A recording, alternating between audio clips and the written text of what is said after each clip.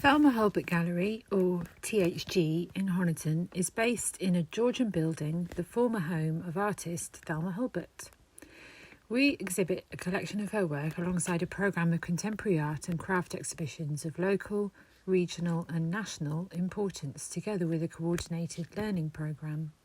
In recent years, we have enjoyed at the gallery a stronger connection with local and wider communities through a variety of groups, from memory cafes to the Children's Centre, primary schools through to university students, always ensuring our provision is inclusive and accessible.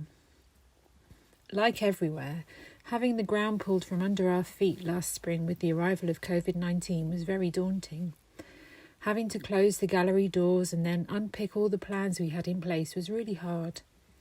We had just launched a Tate Artist Room exhibition with the work of Richard Long and had set up an ambitious learning programme which all had to be paused and rethought.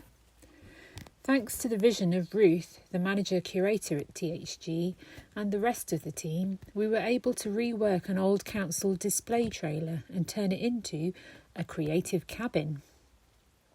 This allowed us to share many of the engagements we had planned in a new way, working outside, allowing space for social distancing, minimal use of tools, ensuring that artists, workshop leaders and participants could interact safely and still have access to creativity. The potential for this element of THG's delivery is so exciting and means we can bring art and creativity to a whole range of new settings.